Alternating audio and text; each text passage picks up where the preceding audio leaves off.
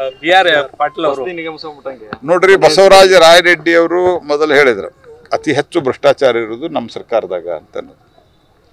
ಅದಾದ ನಂತರ ಈಗ ಆಡಿಯೋ ಹೊರಗೆ ಬಂದದ.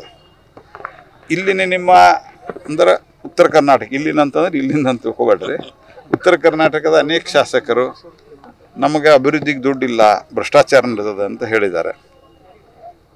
ಈಗ ನಿನ್ನೆ ಬಂದಿರುವಂಥ ಆಡಿಯೋ, ನಾವೇನಾದರೂ ಹೇಳಿದರೆ ಸುಳ್ಳು, BJP ಅವರಿಗೆ ಕೆಲಸ ಇಲ್ಲ ಮಾಡೋದಕ್ಕೆ, ಭ್ರಷ್ಟರವರು 40% ಹಿಂಗೆ ಏನೇನೋ ಮಾತಾಡ್ತಾರೆ. ಹೇಳಲ್ಲ ಮುಖ್ಯಮಂತ್ರಿಗಳು ರಿಯಾಕ್ಷನ್ ಕೊಡಲಿ. ನಿಮ್ಮ ಮಂತ್ರಿಗಳು ಅಂದ್ರೆ ಮಂತ್ರಿ ಸ್ಥಾನದ ಸ್ಟೇಟಸ್ ಇರುವಂಥ B.R. ಪಾಟೀಲ್ರು ಹೇಳ್ತಾರೆ ದುಡ್ಡು ಕೊಡಲಾರದಂಥ ಮನೆ ಸಿಗುವುದಿಲ್ಲ. ನೀವೇನು ಮಾಡ್ತಾಯಿದ್ದೀರಿ ಮುಖ್ಯಮಂತ್ರಿಗಳೇ? ಅದೇ ರೀತಿ ಟ್ರಾನ್ಸ್ಫರ್ದಲ್ಲಿ ಹಗರಣ ನಡೀತದೆ ಅಂತ ಅವರೇ ಒಬ್ಬರು ಶಾಸಕರು ಹೇಳಿದ್ದಾರೆ, ಕಾಂಗ್ರೆಸ್ ಪಾರ್ಟಿ ಶಾಸಕರು. We at East Point Group of Institutions offer a wide range of courses that provide limitless opportunities, building skills over 2 decades.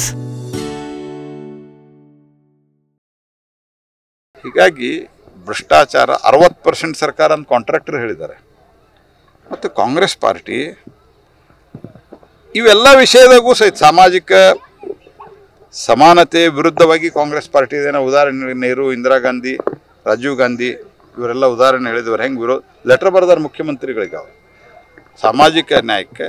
ಮತ್ತು ಅದೇ ರೀತಿಯಾಗಿ ಭ್ರಷ್ಟಾಚಾರದ ಮೊಟ್ಟೆಯನ್ನು ಇಟ್ಟು ಮರಿಗಳನ್ನು ಹುಟ್ಟಿಸಿದಂಥವ್ರು ಕಾಂಗ್ರೆಸ್ ಪಾರ್ಟಿಯವರು. UPA ಒಂದ ಕಾಲದಲ್ಲಿ ಎಷ್ಟು ಲಕ್ಷ ಕೋಟಿ ರೂಪಾಯಿ ಭ್ರಷ್ಟಾಚಾರ ಆಗಿತ್ತು?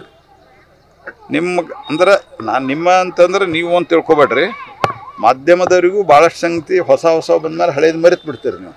ಜನ ಅಂತೂ ಮರಿತಾರೆ. 12 ಲಕ್ಷ ಕೋಟಿ ರೂಪಾಯಿ ಸೊನ್ನೆ ಇಡ್ಲಿಕ್ಕೆ ಕನ್ಫ್ಯೂಸ್ ಆಗ್ತದೆ.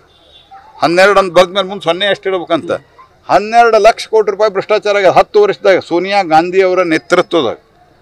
ಹಿಂಗಾಗಿ ಅಲ್ಲಿ ಮ್ಯಾಲೂ ಹೇಳೋರಿಲ್ಲ ಕೇಳೋರಿಲ್ಲ, ಅವರ ಬೇಲ್ ಮೇಲೆ ಇದ್ದಾರೆ ಸೋನಿಯಾ ಮತ್ತು ರಾಹುಲ್.